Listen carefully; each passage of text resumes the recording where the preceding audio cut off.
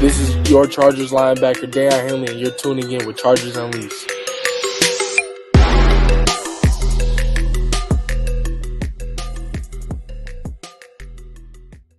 Facebook, Twitter, Instagram, Spotify, and Apple Podcasts. Dan Wolkenstein, what do you want to talk about today? I don't know if we have anything to talk about. Jake, you got a little over your skis. You started your intro like 10 seconds before a video even ended. You were ready to fly. I had a technical difficulty on my end. The only thing that I saw was that our faces were on the screen. The chat room was going off. So I just said, okay, green light, let's go. Let's go. And fire up the DeLorean. Chargers fans everywhere rejoiced. What a day to have a live show. Hell of a day. Justin Herbert signs a mega contract extension. Becomes the richest quarterback in NFL history on a per-year basis. Justin Herbert signs on the eve of training camp. We're live here on Chargers Unleashed. For folks that have been here live, you know how it goes. You are the breath of this episode. Give us your comments, give us your feedback, give us your topics, questions, and we will go ahead and kind of get to those as we can. Already, people are blowing up the chat, so we'll get to those here in a second. Jake Hefner, Los Angeles Chargers have been through some things, but these past 4 months, this front office has gone ballistic. Capped off by Justin Herbert. Contract extension. Jake, how are we feeling today? You know, Dan, you and I were talking about earlier. I know that when we do live shows, we tend to kind of turn it over to the fans and let the subject matter of theirs dictate what the show is going to be about. And it was good because it was the eve before training camp. Everybody's hyped up right now. We're going to announce the giveaway winner for the Justin Herbert jersey here a little bit later. And you and I were talking about it's like, okay, well, let's still have some subject matter to talk about throughout the episode so we can kind of steer it in one direction or the other. And then the Justin Herbert news breaks, and you're just like, well, that pretty much took care of itself. Scratch that. Chargers fans, how are we feeling? Oh, my goodness, Jake. Let's get to some of these comments here in the chat. Friend of the show, Athir, comes in. Let's go, Chargers. Jason LFG. We know what that means. Wow, says Robert D. Is that true? $100 million up front? Yes, it is, Robert. Cash money. I'm going to mess up your name again, but this person in the comments says, was just going to bed when the news dropped. Couldn't sleep since. Best news. Joseph comes in. Let's go, y'all. All caps. Exciting time to be a Chargers fan. Excellent job by the Chargers to get this done by camp. Folks are talking about Twizzlers saying the numbers are good with me as long as it's comma, then 0, 0, 0, 0, 0, 0, 0, 0, 0.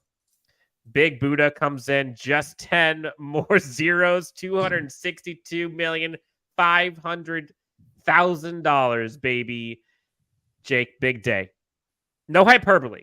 First question to you. Is this the biggest contract extension in Chargers franchise history? No question. No question. In the game, the way that it is played today, and as we know, franchise quarterbacks do not grow on trees. And when you get someone of Justin Herbert's caliber that has done what he has done in his first 3 years in the league, this was so important, Dan. And especially we're talking about after a quarterback market in the days of Patrick Mahomes and what he did just a few years ago in terms of setting that market. And then you have the Jalen Hurts contract drop earlier this offseason. Then Lamar Jackson drops this offseason.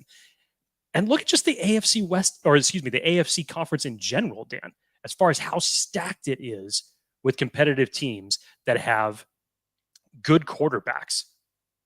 This was a must. I don't think that anybody had many doubts that this was ultimately going to get done. It was simply just a matter of when. And the Chargers come out day before training camp. As we kind of said, everything stays pretty close to the vest. And then everybody started putting, a couple dots together when they see Ian Rappaport at Chargers camp yesterday in the building. Is he there to break some of the Chargers news? And of course, that ends up ultimately being the case. But yes, Dan, this was huge. Again, for the way that the game is played today, to have a quarterback of Justin Herbert's caliber, this is something that the Chargers needed. And to set your franchise up for long-term success, this had to get done. Significant. Hats off to the Chargers organization for pulling the trigger. And we obviously figured that this was the numbers and the area that the Chargers were going to look to in terms of year-by-year numbers for the Chargers to give Justin Herbert. It's a good day. This is a great day. And there's so many angles to this Justin Herbert contract. But first and foremost, Justin Herbert, the person, like, it could have happened to a better dude. And you saw all of his teammates kind of come in and rally behind him and congratulate him. I'm sure he's going to be paying for a few different steak dinners or whatever he's going to be doing for the next few months because he's got a boatload of money now. But franchise-altering contract, franchise-altering quarterback on the eve of training camp. And that was something that was I was wondering how this is going to play out. We heard rumblings. Everyone thought it was going to be done by the time the season started, but then it kind of kept going and going and going. Then you heard rumblings about like Joe Burrow and him kind of going back and forth on whether or not who was going to start first with the contract. The Chargers needed to get this done. Justin Herbert knew he wanted to get this done. First padded practice of training camp was this coming Monday. First one, him out in the field in front of fans, is tomorrow, which Jake, you and I will both be there. Can't wait. Needed to happen. Both sides got it done. And now Justin Herbert is the highest paid quarterback in the NFL. Like, the Chargers have the highest paid quarterback in the NFL. Well deserved. Pretty good. I'm looking at, for those watching, I'm looking at a tweet of NFL on Prime Video. 1,316 completions, over 14,000 passing yards, and 94 passing touchdowns in just 3 seasons. Like, what? And that's in 3 seasons with all of the headwinds that we have discussed. Injuries for him and his teammates, the defense, the offensive coordinator, the youth, him coming in without any sort of heads up after his other quarterback had a punctured lung, and he's putting up those numbers. And now he gets to feast with Kellen Moore. Like, I think that's the part that we haven't even seen the best of Justin Herbert yet. I mean, the show is called Chargers Unleashed, but I'm going to call it Justin Herbert Unleashed once we get to week 1, because my goodness, this is exciting. Where do you want to go, Jake? We got so many angles. We could go anywhere with this, Dan. I think that I put out this tweet maybe about a half hour before we got on the show. You have to applaud the front office for this, not just for Justin Herbert, but look at what this Chargers organization, specifically the front office, has done in the last 4 months. They restructured the deal, and I'm talking about this in terms of, I'm not talking about it in terms of overall improvement. I'm talking everything included. Financially, what they had to do to get under the cap in the first place to be able to make some of these moves in general. But an offseason in 4 months where you restructure the deals of Mike Williams, Keenan Allen, Joey Bosa, Khalil Mack. You bring in Eric Kendricks. You re-sign some of your key in-house free agents in Morgan Fox, Trey Pipkins, and Donald Parham. And you make Justin Herbert the highest paid quarterback in the NFL, at least as of today. Ed McGuire, Chargers front office. Damn.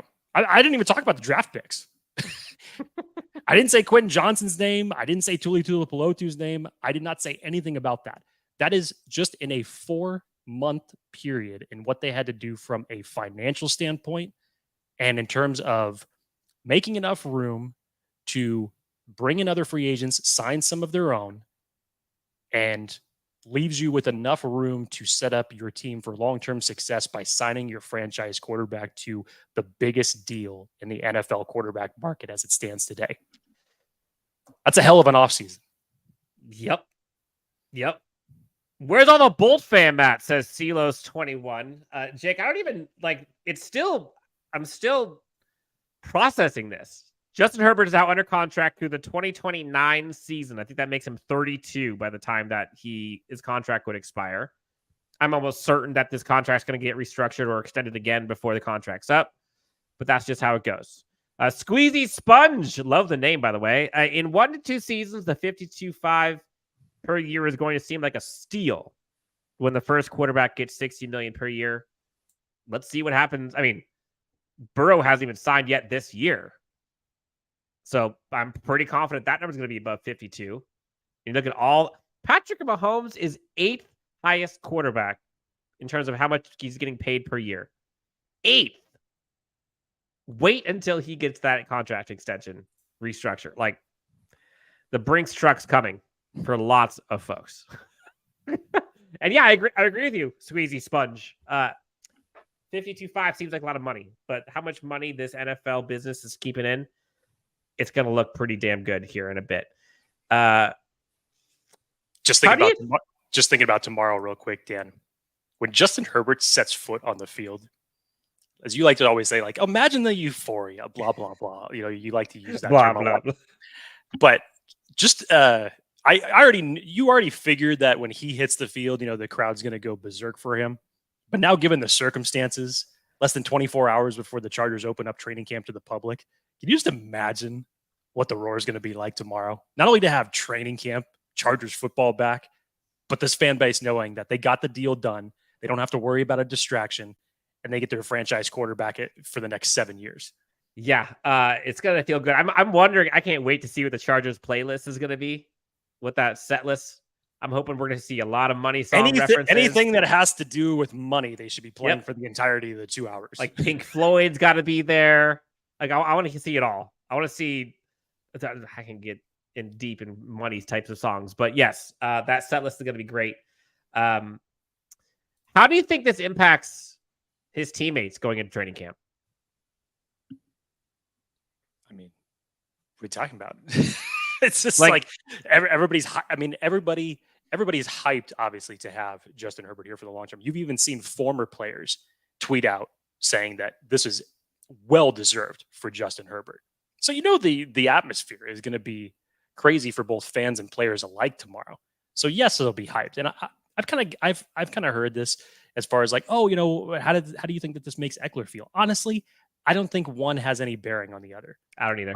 I fully, you know, Eckler's conversation as far as the running back goes, Dan and I have talked about that numerous times because I understand both sides of the coin as far as the unfortunate market that's available there for running backs. But I also 100% side with a player like Austin Ekeler and some of the other running backs out there.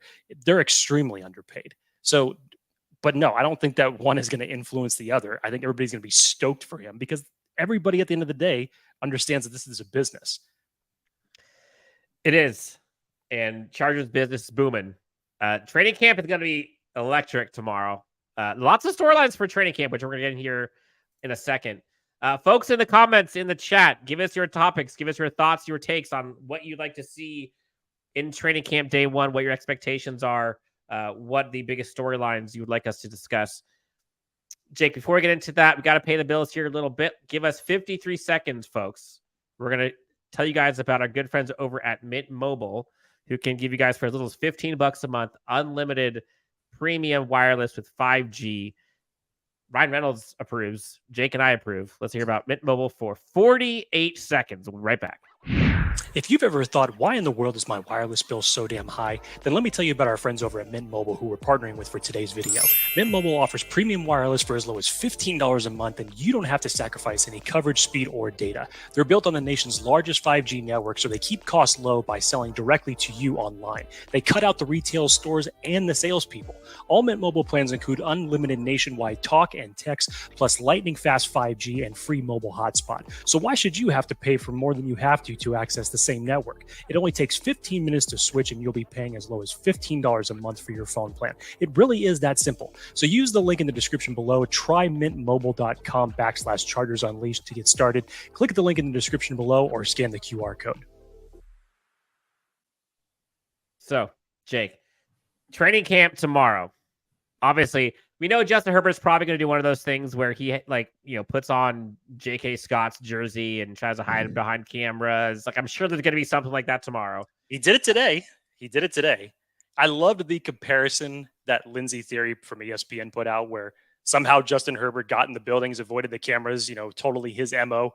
And then Max Duggan comes to the facility and asks if it's okay, ask security if it's okay, if he could park for the player's entrance by the security gate. It's just like it's a total difference between a rookie quarterback and your franchise quarterback. Yeah. Let's talk about Rushmore for a second with Justin Herbert. I just had this random thought. Let's say Mount Rushmore had 3 quarterbacks on it for the Chargers. This is easy. Is Justin Herbert already on it? 100%. If there was 2, is Justin Herbert on it? Yeah. Yeah, he is, Dan. So you're putting him over Rivers or Fouts? Correct. Who's the 2? Dan, you look at like I said at the opening of the show. It's spicy. I like this. How many quarterbacks have done what Justin Herbert has done in their first 3 years? There was records that Justin Herbert broke for this franchise in his first year alone. Like, that's scary. I understand the whole narrative needs to win a playoff game, this, that, and the other, but yeah, man, he's up there. Again, you make it 4 quarterbacks, it's easy. I agree. So I had to break it down to 3 and then to 2. And for reference, again, these all are most all time, except for one that is second most. 14,089 passing yards, most all time in the first 3 seasons. 94 passing touchdowns, second all time in his first 3 seasons. 102 total touchdowns, most all time in 3 seasons. 22 games with 300 plus passing yards, most all time in his first 3 seasons. You saw the Chargers release video today, which was awesome. If you haven't checked it out, Bolt fam, he said 1 of 1. When it's all said and done, I think that's where he lands. I think he will be 1 of 1. I think it'll be Justin Herbert and then the rest. But if it was for me top 3, I think it's. So who are you taking out? Okay, so let's just go back to top 2. If it was top 2, who you keeping between Fouts and Rivers?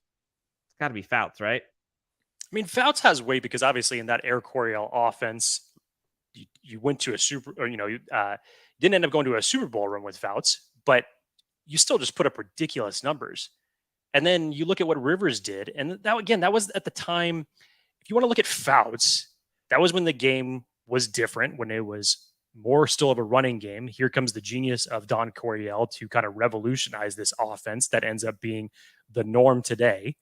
And then you have Rivers, come into this game when it was still technically LT's team. It was still Marty ball. And then he started taking off, got this team to the AFC divisional or conference championship. But I don't know, Dan. It would probably, if you narrowed it down to 2 in the modern day, because obviously I did not grow up in the heydays of what Dan Fouts did, even though it was amazing at the time. I'd have to go with Rivers and Herbert right now. I would, and that's no disrespect to Stan Humphries. It's no disrespect to Dan Fouts. It's just this is the common game. I get it now, but that's who my top 2 would be. I know it totally sounds like recency biased. But no, I get it. I get it. I think I was asking the question. I didn't really even think like, okay, could this actually be the case? I got the Chargers video here playing. If you're watching, which is just incredible. When you remember some of these highlights that he has, like that touchdown pass, Ryan Dyrud, friend of the show, co-founder of LAFB, founder of LAFB, excuse me. He and I were at the Giants game when he threw that pass to Guyton, which was insane. You're seeing touchdowns to Mike Williams, Keenan Allen, some of these ridiculous throws on 4th down, truck sticking Chiefs players on week 2 his rookie year. Like, it's insane what this kid's doing.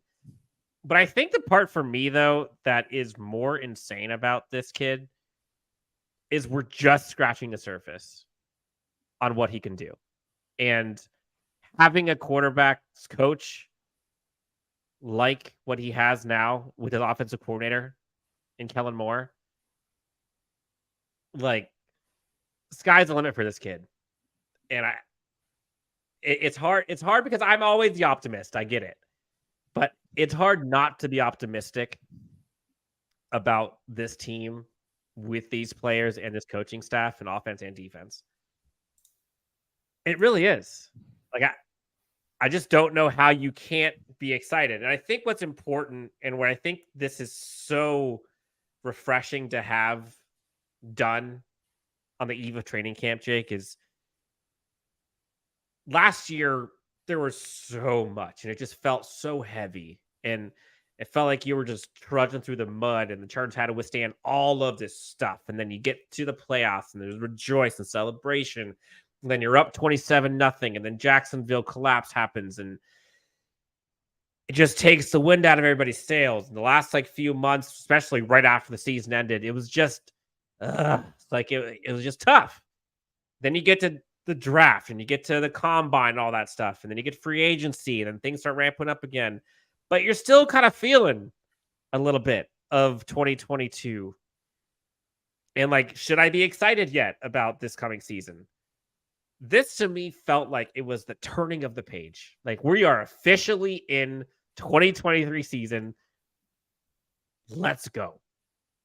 If you're not excited about Chargers camp now and this Chargers season now, when you got your franchise quarterback through 2029, come on, guys. Let's go. Chargers 2023 season, all in year. We get to see what this looks like starting tomorrow at training camp. I'm the optimist. Am I rubbing off on you, or are you going to tell me pump the brakes? Dan, first of all, like I said, off season is a great time to talk to me about excitement. Now, I won't always go 100% on certain things, but this is arguably the most excited that I have been in a single off season. Not just from the standpoint of, when you look at the full gamut here about what the Chargers had to accomplish financially with certain things that may put them in cap hell next year. I get that. We'll cross that bridge when we come to it next season. What the Chargers had to do from a draft standpoint, personally, I'll say it again. I think this is one of the better drafts that Tom Telesco has had in a while in terms of things that they needed to do, not just for key players at certain positions, but in terms of depth and loading up where they needed to. And then this is like the cherry on top. I don't even throw in Kellen Moore's name in there. I didn't even throw in Kellen Moore's name in there. But to top it off with Justin Herbert getting signed right before training camp, again, no surprise. We all knew it was going to eventually happen. We just didn't know when. But to do this right before training camp, to just totally ignite your fan base in such a good way. I mean, they have had a hell of an offseason. I will hearken back to what Chris Harry said many, many months ago when we had him on the show, Dan. Chargers have to deliver. This is set up there. You reworked deals so you can keep players. You got a pretty good draft. You signed your franchise quarterback to a long-term deal. You have all the pieces now. You have to go out and deliver. Brandon Staley has to deliver. The rest of the coaches have to deliver. The players have to deliver. Let's go to work. So we spent the first 25 minutes or so talking about Justin Herbert. I know we're all excited about this, but Dan, I definitely wanted to get some engagement from the fan base because training camp kicks off tomorrow. And yes, who in the comments is going, by the way? Who's going to training camp? I'm stoked for it. You're stoked for it. Everybody's stoked for it. I just want to hear as far as what everybody's looking forward to seeing, players looking forward to watching, any other questions that you have in relation to training camp in general. I'm all for it. This is a good day. So let's get some fan interaction going here. JWolf777 says the Chargers replace their health, strength, and conditioning folks. I hope it helps all players stay healthy. Amen. You and every other Charger out there. Yes. Amen. It's we said it, I want to say it was last week, maybe it was this week. We talked about X factors. In my opinion, the biggest X factor elephant in the room for this team is health. If this team can stay healthy, they're a juggernaut. And that's not just me saying that. No, not every team can say that. The Chargers team can say that. Everyone talks about how, the Chargers defense gives up so many points and the Chargers offense, and yet they're still not how many points do you think the defense would have given up last year if their guys were healthy? How many points do you think they would have put up on offense if their guys were healthy? Yeah, I think there was a lot of variables in that equation, Dan. Of course. But I get your point. Yes. So health matters, and it's not just an excuse. It really does. Storyline, Jake. Something I'm interested to see. I tweeted about this like 2 weeks ago. We've heard nothing about the J.C. Jackson stuff. He had his appointment, I think it was like right before everyone went dark for a month. That was supposed to be given some more insight into whether or not he's clear to play. We saw him in videos today in the facility talking with the team, like he was walking in. Do you think we see him out there? Think it's cleared? I think, and I'm saying this, I'm not trying to make any assumptions, just my opinion on the matter. Even if he got cleared, because you said that the key date was what, Dan? June 19th was his medical date? I think it was, yes. Okay. So even if he was cleared, and we saw him out there during mini camp on the sidelines, going through some individual drills, which was very encouraging to see. Not predicting anything, but or not trying to, take any wind away from anybody's sails. But I would feel that day one, even if he got cleared, I still think that Brandon Staley might just, keep him on individual deals for a day or two. And then you're probably going to have him ramp up. So for the first 2 days, maybe you still have him on individual drills, then you ramp him up. And I say that just because you look at the way that Brandon Staley has treated those type of things in the past, and especially with the way that J.C. Jackson had to deal with his foot surgery during training camp last year. To Brandon Staley, it's like, look, when he's 100%, he'll go. So that's just what I'm kind of basing it on. It's just solely based on that. I could be completely wrong, and personally, I hope I am. I would love to see him out there in day one. That would just be a monumental thing for him, given everything that's taken place with his injury and basically doing everything that he has needed to do to recover in this period of time. So I hope to God I'm wrong, but that's just how I feel that it may go for the first day or two, and then you'll see him out there during practice. Yes, I apologize for folks who have been commenting for the last, whatever it's been, 25 minutes. There's been some technical difficulties. I just refreshed, and it just went ballistic on all these comments. So I'm going to try to get to some of these so we can kind of get this more engaging. Folks are super excited, Jake, about Quentin Johnston. That seems like a storyline lots of people want to talk about. Caleb says, I want to see Quentin Johnston so bad, bro. Which I think a lot of us do. Jake, what's the ceiling for him starting for start by week one? By week one. I think wide receiver 3, I think we can assume that's probably going to be his. But in terms of targets, if you will, by the time we get to week one, do you see it being him being the third most targeted receiver? By the time we get to week one? Mm-hmm. See, the interesting thing is, Dan, again, all this is predicated on an offense that we have not seen yet. But you would figure, especially if anybody read Daniel Popper's article today, which was a fantastic read-up between the relationship that Brandon Staley and Kellen Moore have built on one another, and basically what the expectation that Moore is going to bring to this. Downfield, aggressive attacking, that fits the bill for one Quentin Johnston, for sure.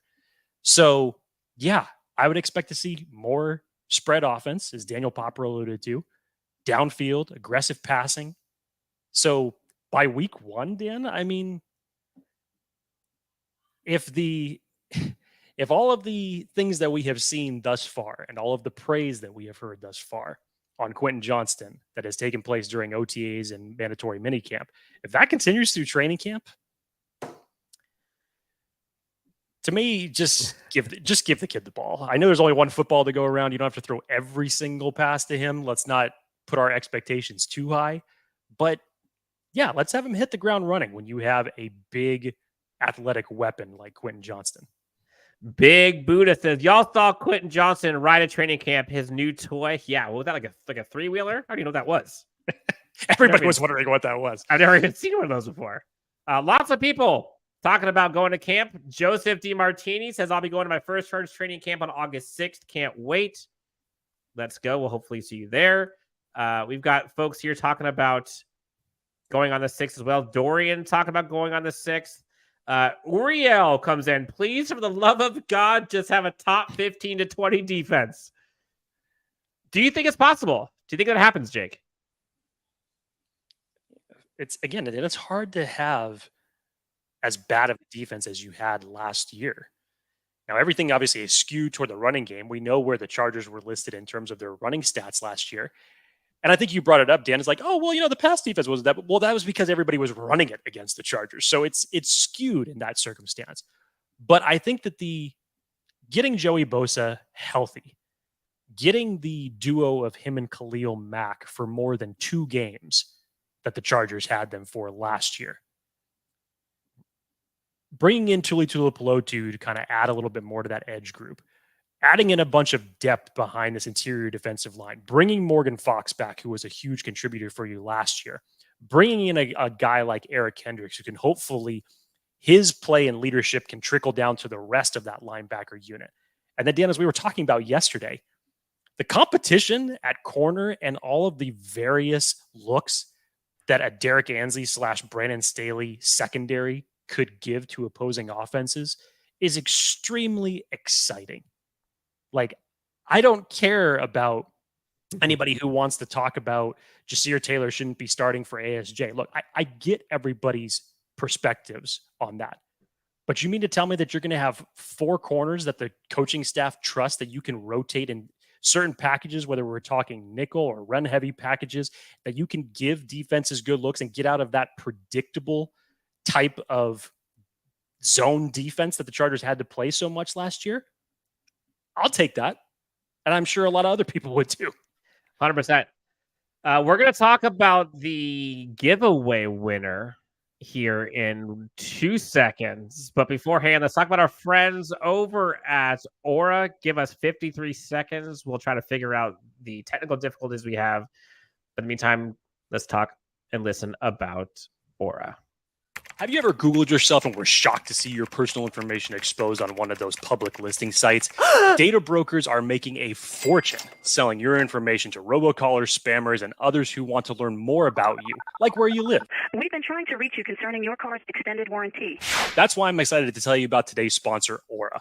Aura can identify data brokers exposing your info and submit opt-out requests on your behalf. And brokers everywhere are legally required to remove your info if you ask them to, but they make it super hard to do. So let Aura handle that for you. You could try Aura for up to 2 weeks using this link that we're going to put up here on the screen. Aura also does so much more to protect you and your family from online threats that you cannot see.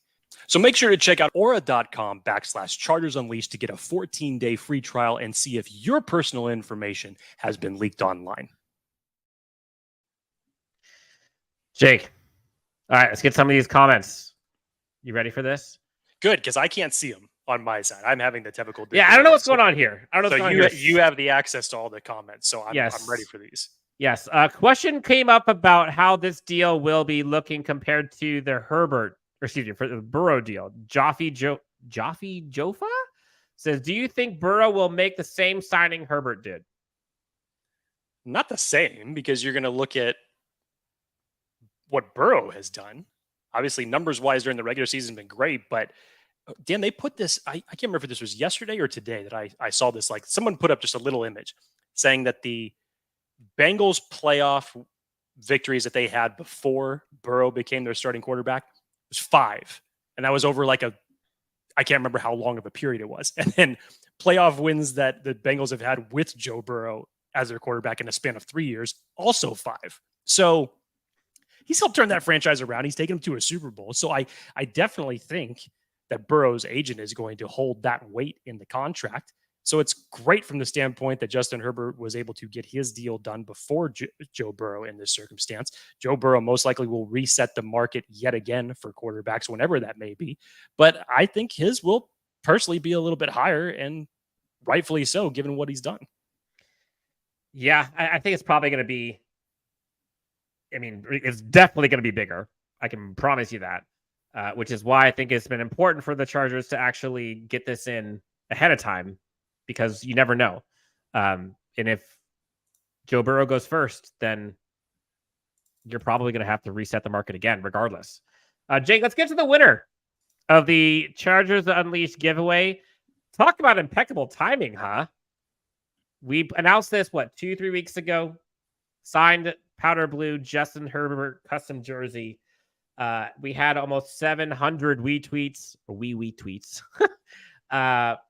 The winner of the Justin Herbert signed jersey is a one at Big Sports Fella. Again, it's at Big Sports Fella. We'll go ahead and send you guys a tweet after this is over to announce it publicly. But if you're Big Sports Fella and you're listening right now, go into the chat, say hi. You won. There'll be a lot more giveaways here coming soon. Jake, let's move on. Question. Caleb asks, how's the cap space now? Honestly, no idea. I mean, as far as how it's affected this year, I think the Chargers still have their, around 12 million, the last that I counted. But next year, obviously, the Chargers are going to be in cap hell.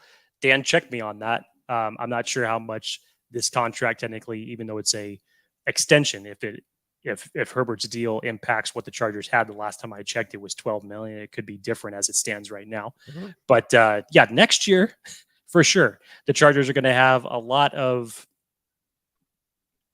tough decisions to make based off of the restructures that they did earlier this season. Yep. Let's go Bolts from John Cordona in Nico. Let's go Bolts. Nico Cordona. I'm not sure what he's saying there. Just saying, let's go Bolts, baby. Morthenian. I hate the narrative, but Justin has not won a playoff game. Yeah, and it took a long time for Leonardo DiCaprio to get his Oscar, but everyone knew how great he was. Bolts up. That's great. Morthenian. Comment of the day so far. It's more so that's what everybody holds weight in. And it's similar to anybody around the league, especially like in the NBA when you're talking about rings and what's valuable and what have they done here, this and the other. And obviously Tom Brady has set the precedent for the fact that he now has 6 of those damn things. But it's just for so many people to hold that much weight and to not look at Justin Herbert for everything that he has accomplished in such a short period of time. I fully get this. Appreciate the good players that you have, regardless of of some that don't end up making it to playoffs, because there's plenty of good players in that regard. So you gotta just love the NFL, man. Love the NFL and have fun with it. Chris Eileth says, I want to see that Henley and Murray battle at linebacker. Dan and I had an interesting discussion about this one. What was this? I want to say a week ago, Dan. Fully expect Kenneth Murray to be the starting linebacker next to Eric Kendricks. And that is based on a number of different things, for the fact that he has had the longest tenure as far as the linebacker room. There really isn't anybody as far as experience goes beyond Eric Kendricks and Kenneth Murray in that linebacker room. So I fully expect him to start next to Eric Kendricks. However, the question was, if Kenneth Murray doesn't get to the Kenneth Murray that we were all expecting to be there, the over-under for how many games until you possibly make a switch, because there's a lot of interesting things that have been said about Daiyan Henley. We expect him to mainly contribute to special teams and maybe in certain packages that they bring him in throughout the game. But to me, Daiyan Henley would have to set training camp on fire to threaten Kenneth Murray's starting job by week 1. But if we're talking like week 6 or 7 and it's just not happening, I'd be all for seeing what the kid can do at that point. Squeezy Sponge says he has a feeling Jazeer Taylor is going to be Richard Sherman-esque. We've heard lots of hype about Jazeer Taylor. Now, Richard Sherman, that might be a little far right now. Let's pump the brakes on that one. Let's pump the brakes. I'm all here for the Jazeer Taylor hype. It has been noted publicly by the media here. Let's just pump the brakes on that. Caleb Brown asks, are hopes for Staley still high? Jake, I'll let you take this one. as I have said before in talking about Brandon Staley and the expectations for this upcoming season, there are not many coaches in this league that would have survived a 27-0 meltdown in a playoff game. Majority of which you would probably see would have been shown the door after that. I think Brandon Staley has progressed as a head coach in various attributes. I think that he has taken responsibility for many mistakes that he has made, and he has owned up to them. Has he made mistakes? Absolutely. I'm not trying to say that he is squeaky clean in all of this. I have been critical of him in a number of different scenarios. I think this is the year that, in terms of personnel, both player and coach, supporting coaches alike, that he can finally figure out how to put it together. I think having Kellen Moore as part of this offensive unit was just pennies from heaven for what this is going to do, not just for Justin Herbert, for Brandon Staley as well. I think them valuing in-house candidates like Derek Ansley to promote to defensive coordinator, I think is going to do wonders, considering how Derek Ansley is revered in that player locker room. So I think that Brandon Staley has all the tools available to him for him to put this together in his year 3 as a head coach. However, if for some reason it does not end up working out, you'd have to say that the Chargers would have to make a change. They may have an in-house candidate with Kellen Moore right there. I think for the fact that the Chargers brought back Brandon Staley after the debacle in Jacksonville, I think that was almost just like, okay, that was a pass. We'll give this to you one more time, but you got to deliver. Yes. I think that's the important part, is you got to deliver. Do you think, Caleb Brown asked, do you think any UDFA makes the final roster? We prepared people for this in our buy or sell-ish segment of training camp storylines. And everyone was infatuated with Michael Bandy last year. I am not going to let myself make that same mistake again this year. In my opinion, do I think any UDFA makes the final roster? Maybe one. Just given how deep this team is. And that position is most likely, in my opinion, corner or interior defensive line. Maybe corner / safety. Let's go secondary. And for specifics, we're talking starting roster and practice squad, or just make the final 53. Roster. Final 53. I don't see any other position. Just being realistic. Do you? It's tough, man, because some of the best undrafted free agents that the Chargers have on this roster are at positions where the Chargers are currently deep. You look at the wide receiver position, obviously your focus is going to go to Pokey Wilson. Can he unseat Jalen Guyton for possibly, let's call it wide receiver 6? Because I fully expect the Chargers to keep 6 wide receivers this year. Don't know. Jalen Guyton hasn't been practicing. We expect to see him out there during training camp, but he was still nursing his injuries during OTAs and minicamp. Pokey Wilson was getting some very nice reps with Justin Herbert that we saw. But Jalen Guyton has the speed advantage, the experience advantage, and a lot of different things that are in his favor that I would think, I'm not sure. I mean, again, Pokey Wilson would have to come in and set training camp on fire, in my opinion. We have to be healthy first off. For the coaches to make that decision to move on from a veteran that's had an established relationship with Justin Herbert for a few years. Gerard Clark, who personally is one of my favorites, to have a guy with those type of physical attributes that the Chargers haven't had since Jamal Williams, essentially, in the defensive line of this, is just so enticing. But you look at what the Chargers have at interior defensive line right now, that this more hinders on what is going to be the health status through the days of training camp with Austin Johnson, with Tito Ogbonniba. That's going to carry a lot of weight as far as which interior defensive line are going to make this roster. Obviously, everybody loves Scott Matlock. Everybody's so hyped up when you see a guy with his type of attitude get drafted by this team. The Chargers brought in Nick Williams on a 1-year deal. You still have Sebastian Joseph Day that's going to anchor it. You still have Morgan Fox that's going to work on the interior of the defensive line. So is Gerard Clark going to be able to do enough to earn one of those interior defensive line spots? I don't know. Dan, we talked about corner. We just talked about the 4 essentially starting corners that you're going to have in rotation. J.C. Jackson, obviously pending health, but everything's looking positive. Michael Davis, Asante Samuel Jr., Desir Taylor, Dean Leonard from a special teams perspective. I don't know how many corners that the Chargers are going to keep.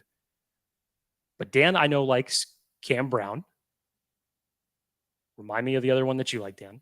Taywan Mullen. Thank you. Or do you go to safety, which is kind of Henley, maybe? Exactly, which is kind of a question mark at this point. Yes, Elohi Gilman is penciled in as the starter as it stands right now. Chargers are still waiting to see what they have in JT Woods. Beyond that, you have Mark Webb, which 2 years ago showed a lot of promise. Unfortunately, injuries have just kept him off the field. So maybe, possibly, is it AJ Finley that has the best shot in terms of not just what he could do, but in terms of the depth on this roster? Yeah, I don't know. There's a lot of questions. The good news is training camp starts tomorrow, so we're going to be able to start finding some out. John Lloyd brings in an interesting topic. Some insiders said Spiller is a cut candidate. Thoughts? John Lloyd, I'm curious if you're still listening. Who is the insider? Personally, I don't know how the hell he's a cut candidate when no one even knows who he is at this point. Like, the kid showed a hell of a college tape and then had I don't remember the number, but 30 snaps last year, maybe? So I think I could think of a few guys that I would cut before Isaiah Spiller. I can tell you that much. Do you see that being a possibility, Jake? No. Cool. But Joseph says, I hope Isaiah Spiller balls out during camp. Can't wait to see more of him. A fear comes in. The Spanos are cheap. Really? You don't think they need a ring? And also, that whole the Chargers are cheap narrative, that could be put to rest yesterday. Brad comes in, says, I'm okay if we cut Murray today. What would we lose or gain from cutting him? And then early on, somebody had asked, I can't find it, but they had asked, what is the timeline or kind of over under for when Kenneth Murray could potentially get benched if he does not perform? What say you? I was maybe being generous, but I put it at 7 games. I put it at 7 games. I might actually go under, to be honest. I don't doubt you. That would mean that Kenneth Murray would be, if it went under, you'd have to tell me okay, he has underperformed for 4 weeks straight. Mm-hmm. And I'm giving a little bit of confidence in him in a contract year for him. And with Eric Kendricks being added to this roster, that his play should and could improve. Again, you have someone with the physical attributes of Kenneth Murray. At 6'2", 250 pounds, and can actually move like he can.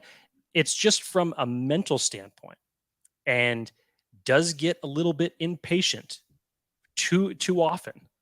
So he needs to bring everything and put it together. I'm totally with everybody as far as at this point in time for the Chargers investing and trading back up in the first round to select Kenneth Murray.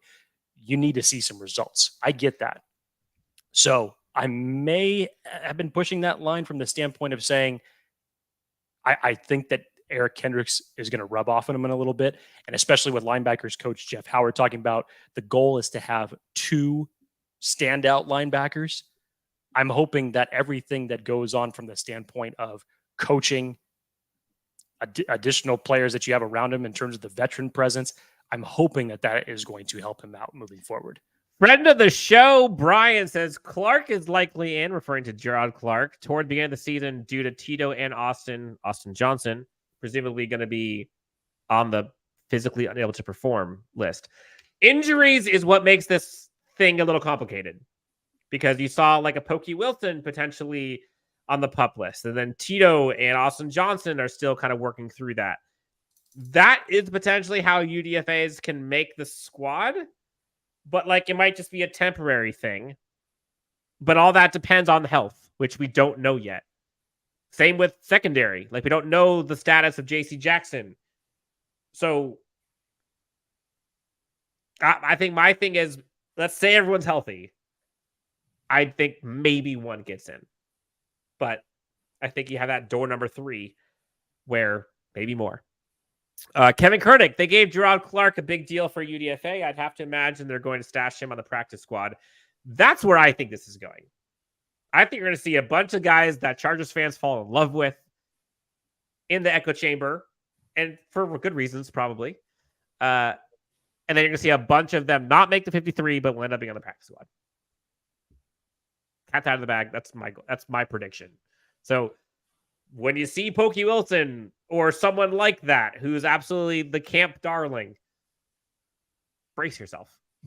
Because remember who's ahead of them on the depth chart.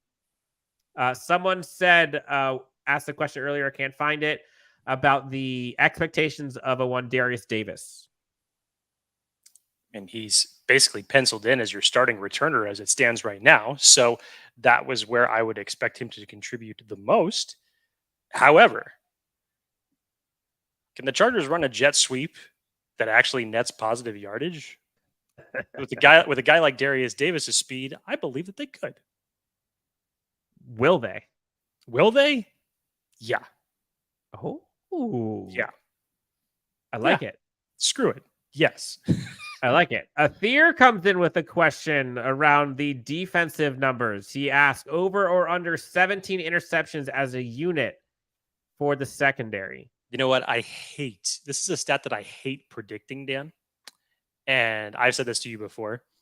The last time that we had a prediction like this was not from any one of us, but it was from a player of the Chargers who was doubling down on an interceptions that he had in one of his years. That was Antonio Cromartie. Remember the year that he had 10 interceptions? Which is nuts in and of itself, but then he said, I'm going to have more. And for reference, he had 10 that year. The Chargers had 14 last year as a team. So 17 over under. What are you taking? I hate predicting interceptions. I will say this much. What was it? 14 that they had last year? Mm-hmm.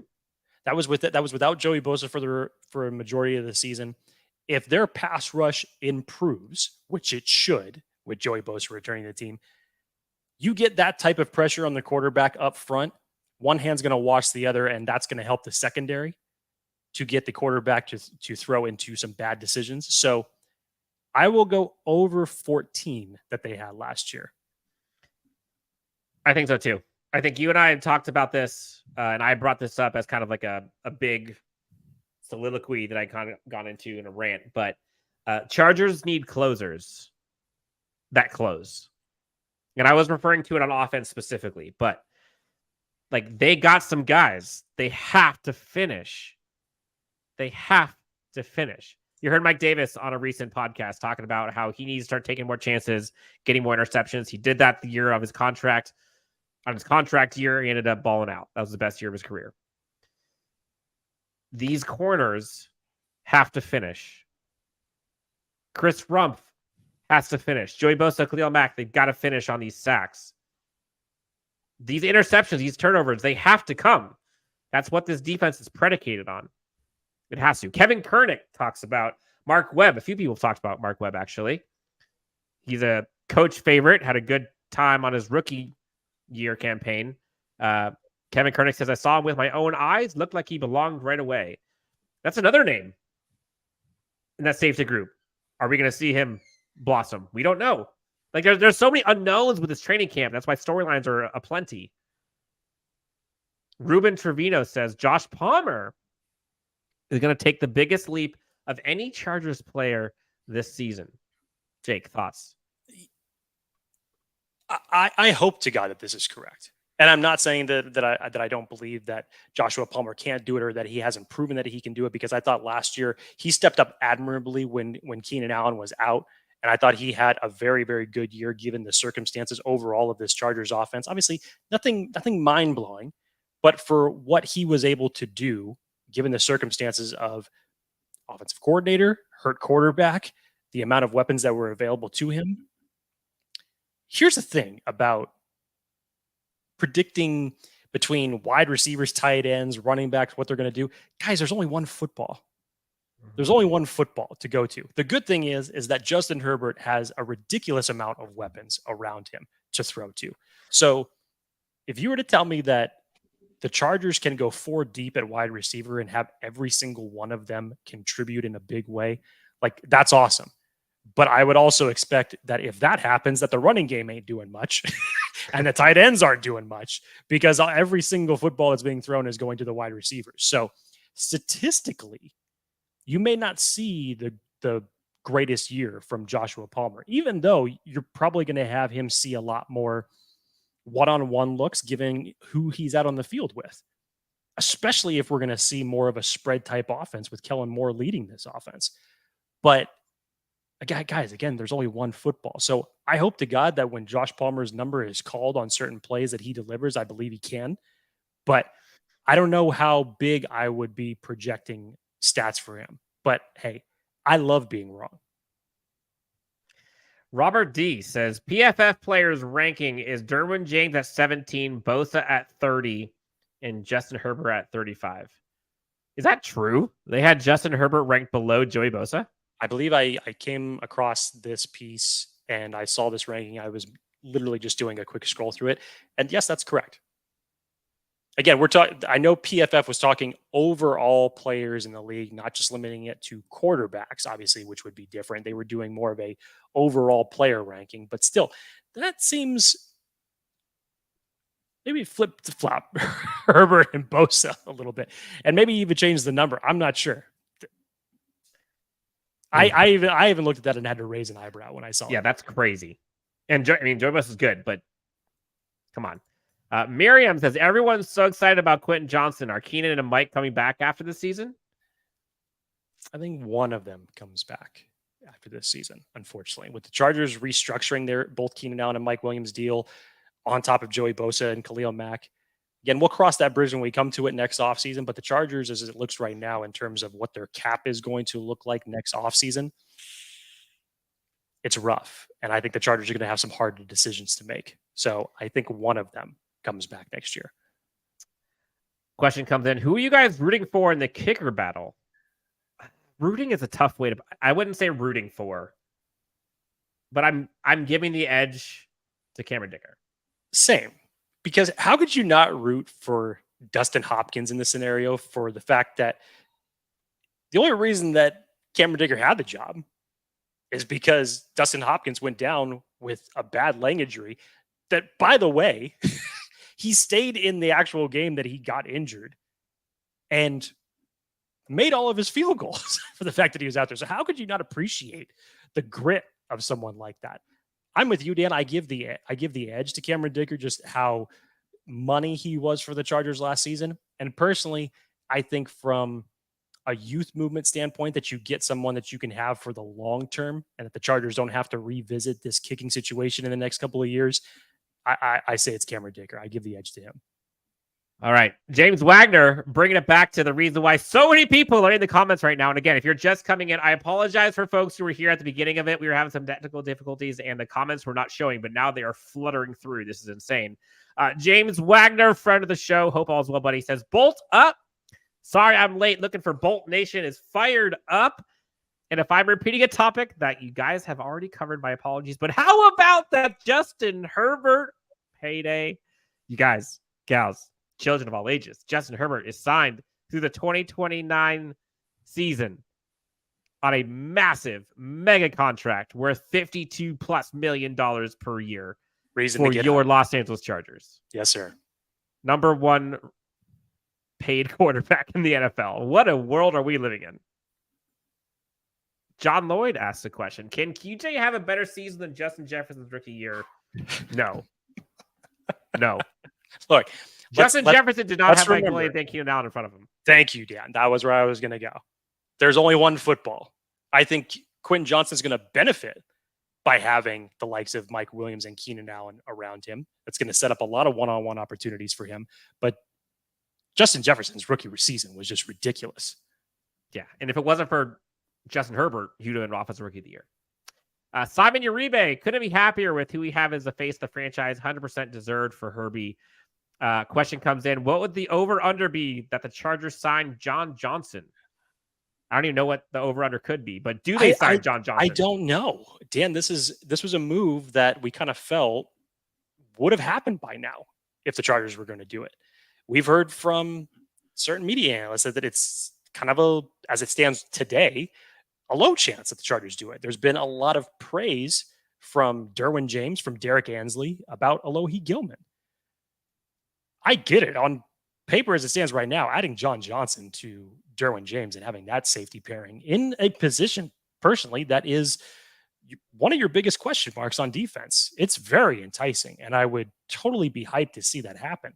But as we've seen kind of these other veterans get signed by other teams this week, you would feel like if the Chargers were going to go down that road, that this would be the time to get him in for training camp. Taylor says, Herbert gonna cook the league, boys. Ryan says, I'm assuming we lose one of the wide receivers and one of the edges that we extended. Which wide receiver and edge would you want to see back next season? Damn, this is a tough question. Yeah, this is tough. Look, this hurts to say, because what 13 has given this team for the duration is just ridiculous. Keenan Allen, and Dan, I simply just say this, and I'm simply just basing this off the youth standpoint and what the Chargers might want to keep, because Joshua Palmer, as we know, has studied Keenan Allen, practiced with Keenan Allen in terms of route running. Arguably, in terms of behind Keenan Allen, he's probably your second best route runner. So Joshua Palmer may be the in-house replacement for the day that Keenan Allen is no longer with this team. And I know it's a hard thing to fathom, and you're never going to get the same type of production like that. But if you were to ask me this question today, that would be where I would probably go, is that the Chargers would part ways with Keenan Allen. I hate even saying that sentence personally. It kills me to say that sentence. But I just think in terms of what you have on the roster right now, and to keep weapons coming for Justin Herbert, I think that would probably be the way to go. And then edge-wise, it's really tough between Khalil Mack and Joey Bosa, because... Is it though? Well, and then this is what I say, because Joey Bosa obviously, I think, has a lot to come back for, given the fact that he went down in week 3 last year. And even though Khalil Mack was basically getting doubled and triple teamed, almost felt like almost every single snap, put up admirable numbers for that, for those type of situations. Nothing huge, but I don't know. My gut tells me they would side with Bosa in that circumstance, and they would let Khalil Mack walk. But I'm not sure. This is a tough question. It's going to be hard when the Chargers have to answer this question next year, and I hate even having to answer it right now. If it's me, I think I'm keeping Keenan. If I had to choose, I think his game ages better. But I don't want to be the guy that makes that decision. Like, that's tough. And I think a wide receiver room with Keenan, Quentin, Josh, Darius, Jalen seems to have a little bit more versatility than if you have a Mike, Quentin, Josh. And I totally understand that argument. I don't know. That's tough. John Lloyd asks, Jake, he's giving you compliments. Did you slip him a 20? Jake, are you still wearing Dan's shirts? Only playing, love you guys. I think Jake, I'm saying this, I think Jake shops at Baby Gap sometimes because his muscles just like rip through his shirt sometimes. Jake, did you take my shirt? Dude, I don't even know what size of shirt you wear. Okay. Extra small. No, I don't. Brian Utu, friend of the show, comes in. Tuipulotu just got paid, by the way, Jake. And he asked, do you guys think we made a mistake on letting Chenna walk followed by the trade for Mack? Chenna got paid, deservedly so, and Mack likely a cut candidate next season. It's hard to answer this because Chenna Nwosu in his final year with the Chargers definitely performed the best during the duration that he had been with the Chargers at that point in time. Still wasn't the most consistent that you wanted to see it. He definitely showed up for games down the stretch, that's for sure. Like, hello Raiders game. Like, you can just go back to that and see how he performed. Performed very well. The other thing about it is that in that particular season, do you remember that was his first year that he actually got like an opportunity to be the starter full time. Like, let's not forget about that, because in previous defensive regimes before last season, he was being used as an edge 3. So we never really got to see every single opportunity that Uchenna Nwosu really had. And for the fact that Seattle took a flare on it, signed him to a low-term deal in last offseason, and he definitely outperformed it, deserves that contract money, which is great for him. I feel like maybe if you had him starting a little bit sooner, maybe you could have had a better idea of what you had in Uchenna Nwosu. Yeah. For folks who are here with us live, thank you guys so much for tuning in. We're rounding out our live episode, talking all things Justin Herbert contract extension, as well as training camp storylines. Do us a favor. While you listen to my stupid voice here for 15 seconds, do me a favor, hit that like and subscribe button on YouTube right now while we're talking. While I load up the next comment, hit the subscribe button. Get us to 4,500 before tomorrow. That was the goal. We're so close. Help us out. Jeffrey Jaffa says, guys, let's call out the victory brisket for Herbert. Yummy, yummy victory brisket. I think the Chargers Twitter put out a video of Herbert. I don't know what context, but he's sitting in somebody's backyard. I don't know if it was his backyard. But yeah, he just basically says, now I can eat. That's literally at 3 seconds. Now I can eat. Damn straight. Yes, you can. You can eat a whole lot of brisket. And it also, again, from the Chargers Twitter, because now all these players are talking about like congratulating him, and then you're going to be fronting the dinner bill here in a little bit. I called that. That's what I said, and rightfully so. So everybody's going to be eating on Justin Herbert's dime. The question comes in, Jake. How many defensive tackles do you think the team's going to keep on the 53? This is so tough. This is going to be this is so tough. I advise anybody to go through right now and just go through the roster and try to create your own 53 final roster. And when you find out the names that are going to be left off of it, it's going to suck. Yeah, no matter who you choose on your 53, you're going to be pissed. If the Chargers are already going to be keeping 6 wide receivers, which I predict they will, you have the offensive linemen, you have the running backs, you have the tight ends. I believe that the Chargers will once again keep 4 in that category. You go to the defensive side of the ball, you keep what? 4 linebackers? Yeah. 10 corner/safety. I think Brandon Staley, obviously this year, as opposed to what he did last year, will keep 4 edge players instead of 3, which he did last year. And then however many DBs you want to factor into it, and you're practically at 53 right there. So it's tough. This roster cut for the Chargers is really going to be difficult when we get to the beginning of September. But I'm going to try to answer this question. How many defensive tackles? So we got SJD, Austin Johnson, Tito, Nick Williams, Scott Matlock, who is not going anywhere. See, I'm not sure about Nick Williams. I'm going to say Scott Matlock. Morgan Fox. That's already 5. And then you're looking at Gerard Clark or Nick Williams. I think one of those guys is going to be on there. So probably 6. And then you have 4 edge, is my guess. Yeah. That'd be my guess. Squeezy Sponge has an interesting one here. And I've seen some of these adjacent topics come up, so I kind of want to talk about this for a second. Regardless of how Staley performs, Kellen is the team's head coach next season. Spanos hired him as the offensive coordinator, seeing how Reed and Mahomes have worked magic. He sees Kellen as the next head coach. Thoughts? All right, guys. In my opinion. Go ahead, Dan. Go ahead. In my opinion, I don't think that this is the case. I think this team is looking for how best to get this team a championship right now. And they believe that is going to happen. Best chance of that happening is with Staley, Moore, and Ansley. Period. I just don't see a scenario where the Chargers offense flourishes, but yet they do bad enough to where Brandon Staley is not the head coach. I can't see that either. Dan said this weeks ago. One way or another, Kellen Moore is going to be a head coach in this league, whether it's for the Chargers or somebody else. There's no doubt about that. But here's where I kind of have a difficult time with this. Let's just say, hypothetically, the Chargers go to the AFC Championship game this year. If you didn't fire Staley after the 27-0 debacle in Jacksonville,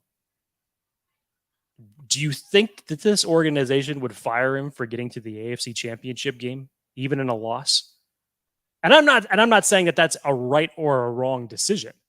I'm just reading the tea leaves from what we know from the organization. Do you feel like they would do that, especially after giving him a pass after the Jacksonville debacle? And me personally, I just don't see that happening. I think the line is a playoff win, in my opinion. I say it has to go a little bit further than that. James Wagner asks, how high is the expectation for Tuli? Is he a reliable backup in case, God forbid, Joey or Mack go down? Keep the edge pressure reasonably high. That's a big question. How high is your expectation for Tuli? Using Tuli as it stands right now at edge 3, I think is great for him. You look at what he did at USC, putting up some of the top sack numbers for somebody at his position in college last year. And when you get a chance to learn from Joey Bosa and Khalil Mack, is going to benefit him tremendously. Now, you can't picture the moon for this kid, but if you're going to use his best attributes, which in college we're getting after the quarterback, using him specifically as edge 3 is going to be the best possible thing for him. So I'm not sure how they're going to be looking to spread the time and get Khalil and Joey off the field. If their defense really ends up producing, and we're talking like getting the opposing offenses into 3rd and long scenarios often, I mean, tell me something. Like, are you going to keep Joey Bosa off the field for some of those rushes? I don't know. It's a difficult question to ask, but I think that Tuli will be utilized well this season. I think he will get his fair share. You just can't predict with those two guys in front of him that he's going to put up massive numbers. Yes. John Lloyd, friend of the show. Dan, don't take my comments seriously. You are my favorite. Okay, now you're just pumping on my ego. Let's be real. Jake's better than me. We all know that. I'm going to take that to the grave. Fitness says Jake needs to... Jake. Say what? The tongue. Fitness said Herbert better date a supermodel. Okay. I mean, I'm sure he'll have his share given the contracts. So, yes. Eddie says, hopefully Charged Unleashed, Locked On Charged, the director, Guilty as Charged, all have a super show together like you did last year. You all remind me of the Brady Bunch. That's a good idea, Jake. What do you think? I think it's a really good idea. It's like someone's looking into a crystal ball. Weird. Brian says, we need a ring this year, fellas. I got too many Raider homies who I want to dunk on. You and me both, my friend. My gosh. Here we go, Jake.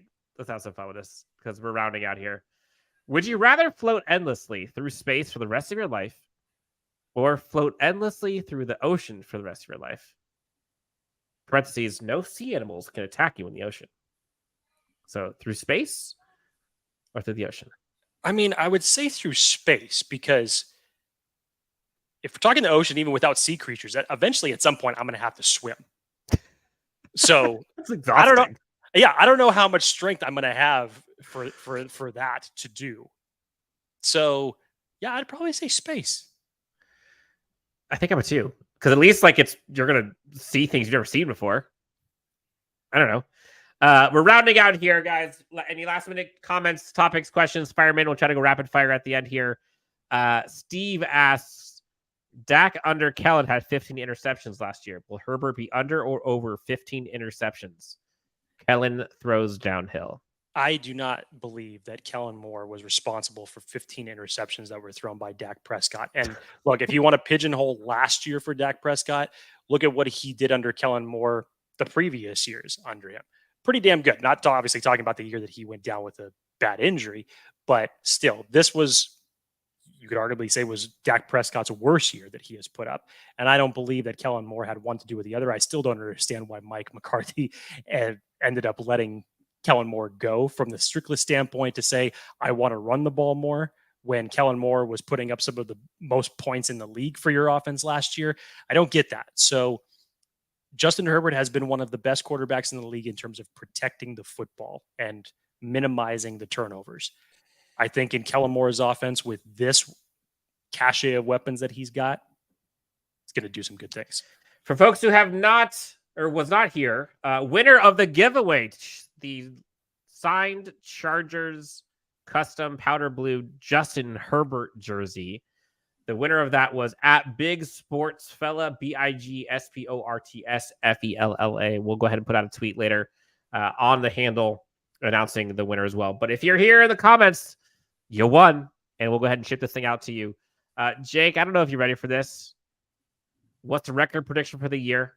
Before we get, I'm going to let you simmer on that last question. 15 interceptions for Dak Prescott. Justin Herbert had 10 interceptions on 25 touchdowns this past year on a broken body. I genuinely would not be shocked if we saw 35-10 and 5,000 plus yards. Wouldn't be shocked at all. Yeah. Record prediction, Jake. I ain't doing this now, Dan. Like I said, I hate making predictions. Dan always likes to do this when it comes to our weekly game breakdowns during the regular season and ask optimism, Jake. Focus. I hate this because I don't think I've ever gotten any game prediction correct or even close, to be perfectly honest. So I'm not going to do that this year because the AFC conference is a freaking gauntlet right now. And it could go so many different ways. The Chargers' final 7 games of the season is a damn madhouse for who they have to go up against. So I can't correctly do this right now in a Kellen Moore-led system that I have not seen perform yet. Although I have all the optimism in the world for, I can't consciously make a prediction right now. I'm sorry. That's fair. It looks like Jake question came in here over under real quick as we head out of here. Over under 31 sacks for the defensive line.